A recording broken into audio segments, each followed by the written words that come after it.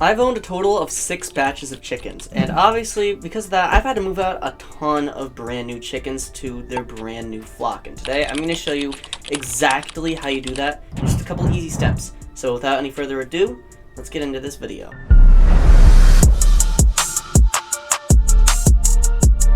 Before we begin talking about the process, we need to know a little bit of background information about the chickens that you'll be moving into your existing flock.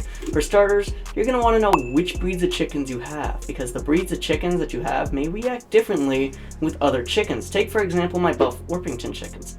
They don't seem to really care about the new chickens being moved into the flock, but if you look at my more competitive breeds like my Barred Rock chickens, then you may need to monitor the chickens you'll be adding. However, the most important thing to understand is something known as the pecking order, which is an order that chickens establish themselves using trials and tribulations, which can occasionally turn really bad. Establishing the order may turn messy for some chickens. However, once the leader of the flock is determined, then things calm down. Now, the introduction of your chickens to the flock completely depends on the quality of the chicken leader. If you have a stable leader, then the new chickens should generally be good to go. However, if the leader of the chicken flock is killed during the process, then the flock may degrade into total anarchy. So be cautious when it comes to flocks that have known to have issues with predators. To understand this a little bit more, be sure to click the card linked on the screen above. And if you want to learn more, check it out. It has a ton of great information there.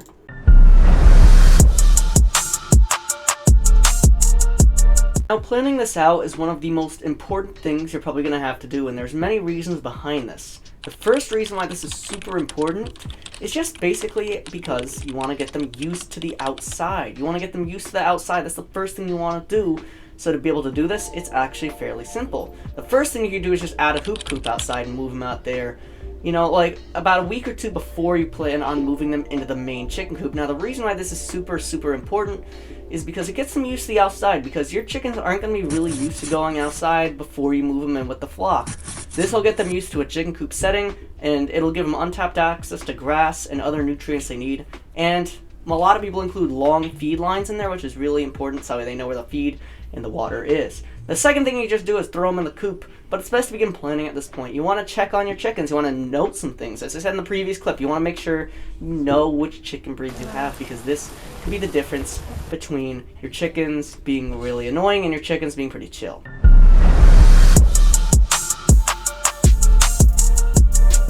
Now, congratulations, you have officially made it to the moving day, which is going to be one of the most important days of this long and harrowing journey. Now, here's exactly what you should do on the moving day. First things first, you should move them in first thing in the morning, because first thing in the morning, chickens might be a little bit stressed.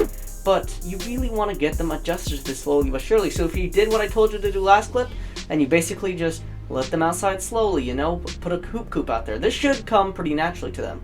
But here's what I want you guys to do. So one by one, and this is better off with more than one person. So that's why when we move out baby chickens, we use the entire family to move them out. And the reason is because it's just really convenient to have people doing multiple tasks at once. You want to make sure the door is being held, so that way when you put a new chicken in the coop, that they won't escape, because baby chickens, regardless of if you're doing this at 2 in the morning, they will try to escape. And it's also best to know that your chickens are going to probably be running a lot.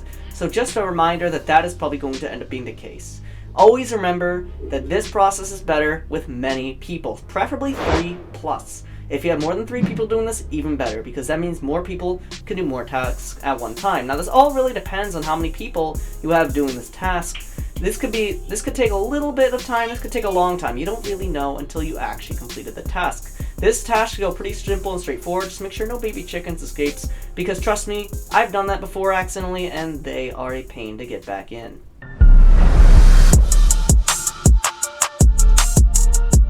Now guys, this section is going to be really important, because I'm about to share with you guys some tips that are really important to know when you're moving out your baby chickens. The first thing that you're going to really want to know about goes like this. Your chickens should be in that coop for a couple days. Every single one of them. Specifically the younger ones. I mean, you could let the older ones out, but you don't really want to risk it, because the baby ones might go out. And the reason is because this is going to get them used to the coop. And what this is going to help them do is this is going to help them basically just get around the coop. There might be some fighting, but don't worry about it. Most of it's just pecking order oriented stuff, and generally isn't terribly that deep. I mean, sometimes it is, but I want you to check on them every now and then, you know, give them some water, give them some feed. And at about this age, which is the pullet age is what I call it, this is when the chickens can really start indulging in some nice treats, like the older chickens might. So give them treats once a day, you know, refill their feed, refill their waterers. At this point, you might still want to separate their feeders, but don't worry about it too much because at this point it's fairly healthy. As long as they're at least like 9-10 weeks old, they can have the big feed.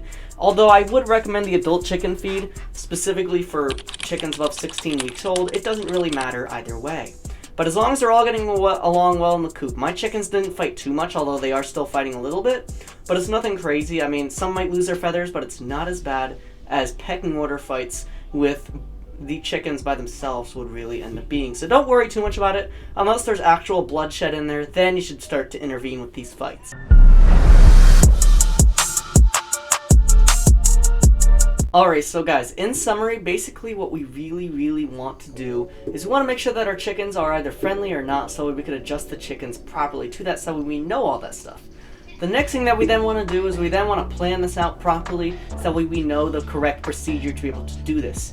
Then after that, we kind of just want to, you know, slowly ease them into the outdoors, you know, give them some time to go outside and do all that basic stuff. It's really important for their development. And then we kind of just, you know, move them in with the flock, and you want to do it with as many people as possible, so that way you could just, you know, so that way you can get them in slowly and also really effectively at the same time. This is really important.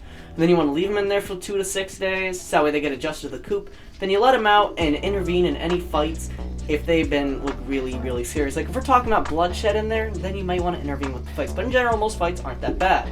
But do you want to know what isn't also that bad? The video on the screen right now. No, I'm joking. It might be in your opinion, but check it out, man. It's really cool. I made it, and I'd really appreciate if you check it out. Anyways, I'll see you guys in the next one on Wednesday. Bye.